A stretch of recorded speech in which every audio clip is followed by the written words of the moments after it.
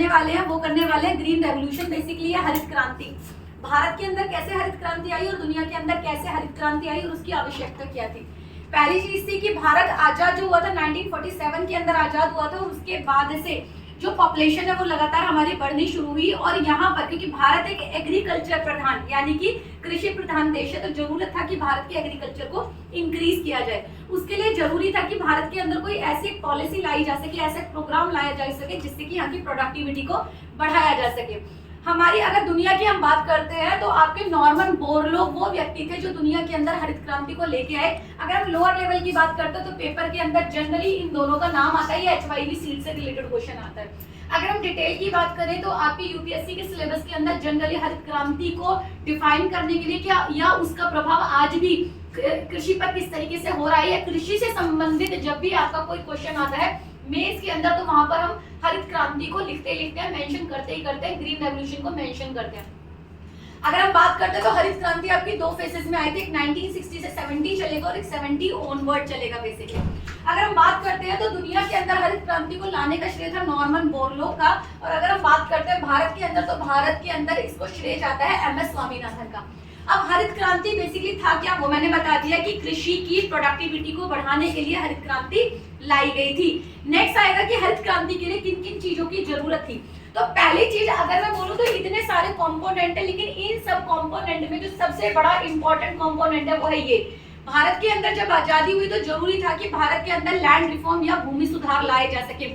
भूमि सुधार क्यों जरूरत था, क्योंकि अंग्रेजों के समय पर 1947 या कॉलोनियल पीरियड के समय पर भारत की या ब्रिटिश इंडिया की जो भूमि थी वो कंसोलिडेटेड नहीं हुआ करती थी। बेसिकली सबके ऊपर जो पार्ट था, सबके ऊपर जो अधिकार था वो सारा का सारा अंग्रेजों का था। वो लोगों के हाथ में, जमींदारों के हाथ में थी, लेकिन जमींदारों के हाथ में रियल मालिकाना हक जो था वो अंग्रेजों का था, वो टैक्स वसूल करते थे।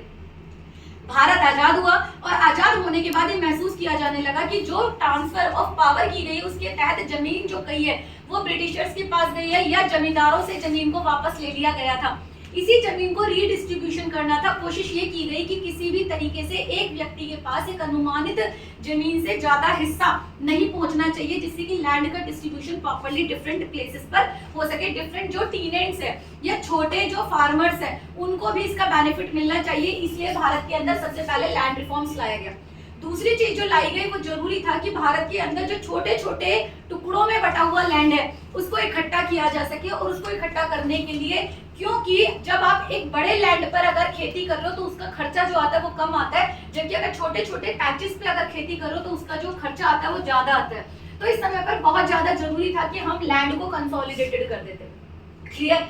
तीसरी चीज जरूरी थी क्योंकि एग्रीकल्चर होती है बेसिकली गांव के अंदर, तो गांव के अंदर इस एग्रीकल्चर को प्रमोट करने के लिए बहुत ज्यादा जरूरी था कि वहां पर एक अच्छी व्यवस्था बनाई जाए, उनको शहरों से कनेक्टिविटी दी जाए, उनको अर्बन एरिया से कनेक्टिविटी दी जाए। जिसके लिए हम बात करते हैं कि वहां पर कनेक्टिविटी के लिए इंफ्रास्ट्रक्चर डेवलपमेंट किया गया, रोड का कंस्ट्रक्शन किया गया, बैंकिंग व्यवस्था को सुधारा गया, कोऑपरेटिव की व्यवस्था को सुधारा गया, सहयोगी संस्थाओं को बढ़ावा दिया गया, इलेक्ट्रिफिकेशन किया गया। और यहाँ पर कोशिश की गई 1960 के बाद से लेके आज तक, अगर आप जानते हो करंट में मोदी सरकार के द्वारा या जो भी आपकी करंट सरकार आ रही है उन्होंने ई मंडी को ज्यादा प्रोत्साहित किया कि आपकी ई मंडी का मतलब होता है इलेक्ट्रॉनिक मंडी, यानी कि आप ऑनलाइन जाके अपनी चीजों को सेल कर सकते हैं। उस समय पर क्योंकि गांव के अंदर कोई भी मंडी व्यवस्था नहीं थी, छोटी छोटी जगह पर मार्केट लगती थी, तो उस समय पर गवर्नमेंट ने डिसाइड किया कि ऐसी जगहें निश्चित की जाए जहां पर जो फार्मर्स है वो अपना सामान लाके बेच सके।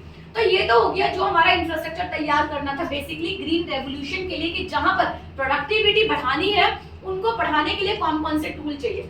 अब है कि प्रोडक्टिविटी बढ़ेगी कैसे, आपने ये तो डिसाइड कर लिया कि प्रोडक्टिविटी बढ़ानी है और कहाँ पे सेल होना है, किस तरीके से होगा। अब उसके लिए मेन क्या रिसोर्स की जरूरत है, पहला था HYV सीड, जिसे हम हिंदी में कहते हैं उन्नत किस्म के बीज। उन्नत किस्म के बीज होते क्या है, जनरली ये बीज जेनेटिकली मॉडिफाइड होते हैं बेसिकली, या इनके अंदर अलग तरीके से अच्छी किस्म के बीज, जैसे कि आप अगर मार्केट में जाते हो तो आपसे कोई भी सेलर जो होगा वो कहेगा आपसे गेहूं जो है ना भैया ये वाला देखो ये लोअर क्वालिटी का 20 रुपए किलो है, ये उससे अच्छी क्वालिटी है 30 रुपीज केजी है, ये बेस्ट क्वालिटी से 50 रुपए किलो। इसी तरीके से बीज होते हैं, बीजों की भी क्वालिटी होती है, सीड की क्वालिटी होती है। तो सीड की क्वालिटी अच्छी रखी गई, बाहर की कंट्री से भी हमने सीड को हमारे यहाँ पर इंपोर्ट किया, जिससे कि जब आप अच्छा बीज बोओगे तो आपके यहाँ पर अच्छी क्वालिटी ऑफ फसल भी निकल के आएगी। तो हमने प्रेफरेंस दिया कि HYP seed, high yield quality seeds को हमें प्रोडक्शन के लिए लगाना है। कोई भी घटिया क्वालिटी के सीड्स को अवेलेबिलिटी ना कराई जाए या कम से कम प्रोडक्शन में लिया जाए। उसके बाद आ जाएगी यानी ना ही लिया जाए बेसिकली, है ना। दूसरा आ जाएगा कि यहाँ पर सिंचाई की उपयुक्त व्यवस्था। आप जानते हो कि भारत की जो खेती है वो मॉनसून प्रधान है, यानी जब बारिश होगी तो हमारे यहाँ पर बारिश के पानी से प्रोडक्टिविटी की जाएगी, जो आज भी की जाती है। लेकिन उस समय पर क्योंकि बहुत ज्यादा व्यवस्थाएं नहीं थी, कनाल नहीं थी, जैसे राजस्थान के अंदर अगर पानी की व्यवस्था देखें तो बिल्कुल भी नहीं थी। गांधी सागर कनाल को वहां पे स्टार्ट किया गया, कनेक्टिविटी दी गई बहुत सारे ऐसे गाँव के साथ जहां पर रिवर डायरेक्टली नहीं जाती थी, तो वहां पे कनेक्टिविटी की व्यवस्था, जिससे कि वहां पर पानी अच्छे से किया जा सके। अगर वहां पर हम समरसेबल उस समय की बात करते हैं तो समरसेबल केवल यानी समरसेबल पानी लेके आता है, जो ट्यूबवेल से पानी आता है बेसिकली, वो सब केवल बड़े जमींदार कर सकते थे। क्यों? क्योंकि छोटे लोगों के पास, छोटे जो फार्मर्स हुआ करते थे, उनके पास इतना पैसा ही नहीं हुआ करता था कि वो इससे डेवलपमेंट कर सके।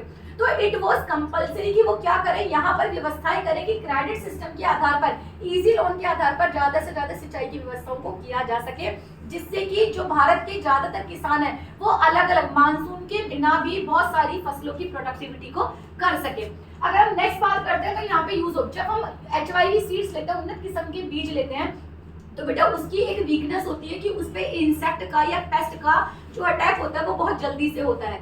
तो बहुत जरूरी था इसके लिए कि हम इंसेक्टिसाइड और पेस्टिसाइड का यूटिलाइजेशन करें। लेकिन अगेन सेम प्रॉब्लम थी कि बड़े जमींदार आसानी से इंसेक्टिसाइड और पेस्टिसाइड खरीद सकते थे, जबकि छोटे जमींदार जो होते थे, जो या मझले जो फार्मर्स हुआ करते थे या लैंडलेस लेबरर जो हुआ करते थे, जिन पर छोटी मोटी जमीनें हुआ करती थी जिसपे खेती कर रहे हैं, तो वो इनको यूटिलाइज नहीं कर सकते थे।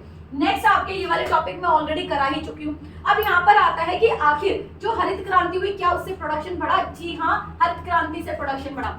इनिशियली स्टेज पे हरित क्रांति को केवल आपके राइस और व्हीट के लिए यूज किया गया था, लेकिन बाद में जाकर इन्होंने ज्यादातर क्रॉप्स के ऊपर, यहाँ तक कि फ्रूट्स को लेकर, वेजिटेबल्स को लेकर, आपके अनाज को लेकर, सीरियल्स को लेकर भी, पल्सेस को लेकर, इन सब में हरित क्रांति के प्रयोगों को इस्तेमाल किया गया, जिससे देश की प्रोडक्टिविटी बढ़ गई और देश के अंदर फूड की जो डेफिशिएंसी थी, क्योंकि हम बाहर से 1947 तक हम बाहर से मंगाते थे, अनाज मंगाते थे, तो वो खत्म हो गई और हम सेल्फ रिलायंस बन गए कि अब हम इतना प्रोडक्शन, सेल्फ रिलायंस का मतलब है जितना हमारे देश में आवश्यकता है एटलीस्ट हम उतना तो उगा सके।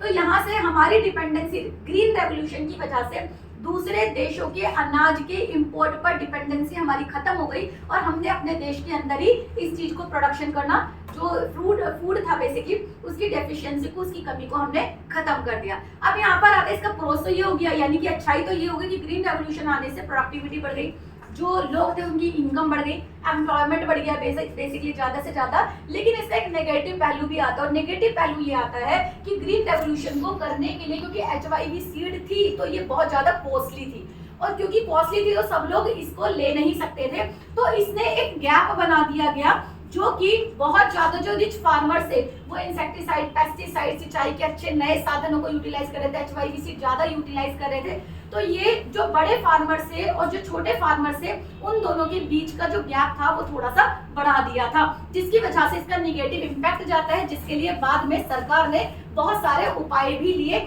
जिससे कि अमीर और गरीब फार्मर्स के गैप को कम किया जा सके, जिसकी बात हम करेंगे नेक्स्ट वीडियो के अंदर। धन्यवाद।